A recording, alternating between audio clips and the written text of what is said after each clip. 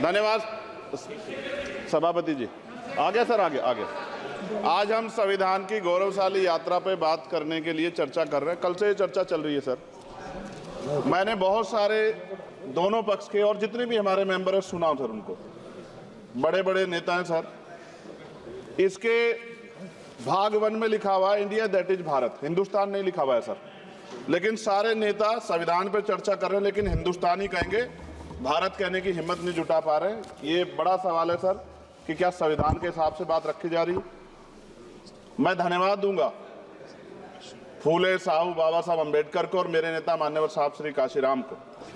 25 नवंबर 1949 को संविधान को सौंपते हुए डॉक्टर बाबा साहब अम्बेडकर ने कहा था कि 26 जनवरी 1950 को हम विरोधाभास भरे जीवन में प्रवेश करने जा रहे हैं। राजनीतिक जीवन में तो हमारे पास समानता होगी, लेकिन सामाजिक और आर्थिक जीवन में असमानता होगी।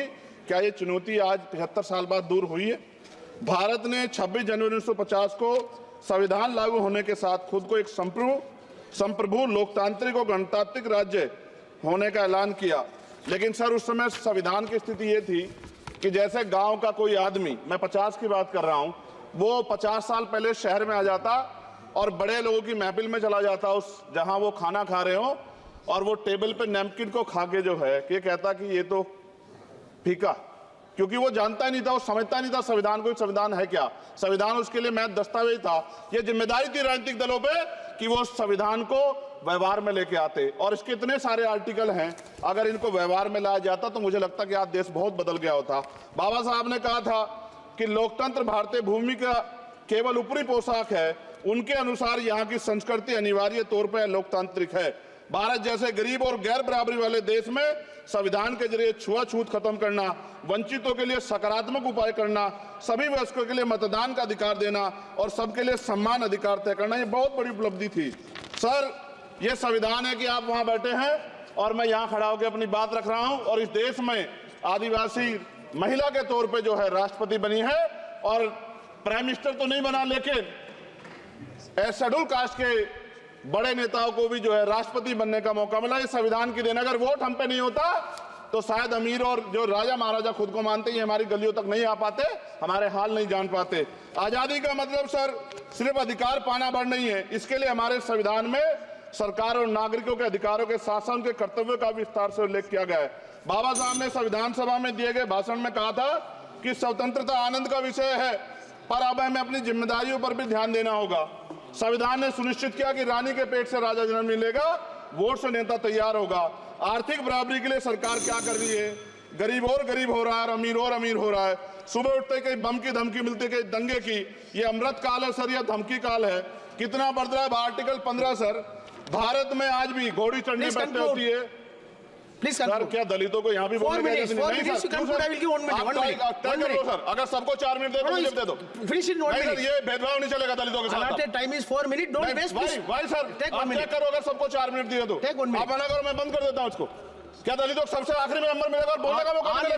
क्या मजाक कर रहे हैं सर आप? नो, ये all independent people are having only 4 minutes. You take sir, independent में अपनी पार्टी का मेंबर हूं सर, और जीत के आया हूं सर, किसी की दया में नहीं आया। Take 1 minute and finish. Sir कल भी बोले तो एक दलीय पार्टी के लोग, आप मौका दो सर। मूछे रखने पर हत्या होती है, महिलाओं पे, छोटे मासूम बच्चों पर रेप हिंसा होती है। एनसीआरबी का डाटा देकर डर लगेगा। यही 1 किलोमीटर में संविधान को जलाया गया, और महाराष्ट्र के परभनी में अभी भी संविधान को नष्ट किया गया, उसकी कॉपी को। आर्टिकल 25-26 में संविधान में सभी को धार्मिक आजादी। कहाँ है दलितों की, मुसलमानों की, जैनों की, बौद्धों की, ईसाइयों की? छत्तीसगढ़ में सतनामी समाज को संविधान की अपनी धार्मिक आजादी के आधार पर जो है उनको अपमानित करके जेल में बंद कर दिया। संभल, अजमेर, अयोध्या सब इसका उदाहरण है। ये सरकार आलोचना डरती है। कितने लोग जेल में बंद है? मिरान हैदर, खालिद सैफी, उमर खालिद खान, सिफा खान, गुलफ्शा फातिमा और आजम खान साहब राजनीतिक विरोध में बंद है। सरकार यहाँ बैठी है, सरकार सामाजिक न्याय की बात करती है। बताए कितने दलित मुख्यमंत्री बना रखे हैं आपने? 13 ज्यादा सरकार स्टेट में सरकार है। कितनी महिला मुख्यमंत्री है? आपकी सरकार ने सुप्रीम कोर्ट के आदेश के बाद रिजर्वेशन प्रमोशन में जारी नहीं किया, और ओबीसी को पॉलिटिकल रिजर्वेशन आप देंगे नहीं देंगे, आप बताने का काम करें। मैं 75 साल की गौरव यात्रा में हम एक सभ्य समाज नहीं बना पाए, इसलिए जाति आधार पर SC ST OBC के बच्चों को प्राइमरी स्कूल से लेकर उच्च संस्थानों में भेदभाव किया जाता है। सरकार निरंकुश हो गई, कोई बुलडोजर से कार्रवाई करता है। कल मंत्री जी ने कहा हमने राष्ट्रीय पिछड़ा वर्ग आयोग बनाया, 69 शिक्षक भर्ती में उसकी सिफारिशों को नहीं माना। EWS के जरिए आपने संविधान पे आरक्षण के प्रावधान पे हमला किया। 1 मिनट में खत्म कर रहा हूं सर। संविधान सर न्यायपालिका में आर्टिकल 124 ये कहता है सर, ये अधिकार जो है Sanjay sir, please conclude sir. 1 minute में प्लीज संविधान में न्यायाधीशों की नियुक्ति का अधिकार राष्ट्रपति के द्वारा होना चाहिए, अभी तक नहीं हो रही है। All India judicial service commission कब बनेगा? क्या चंद परिवार ही सर जज बन सकते हैं?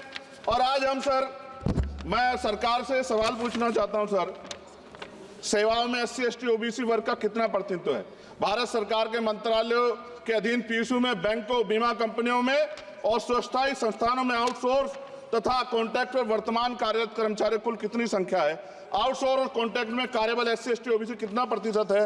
निजी क्षेत्रों में कार्यरत कर्मचारी उनके SC ST OBC की वर्ग लाभ। सर खत्म कर, लास्ट पॉइंट सर।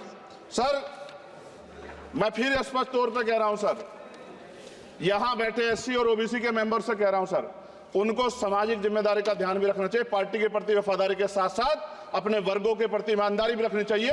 ईमानदारी नहीं होगी तो इन वर्गों का भला नहीं हो सकता। और हमें बहुत सरकारों से उम्मीद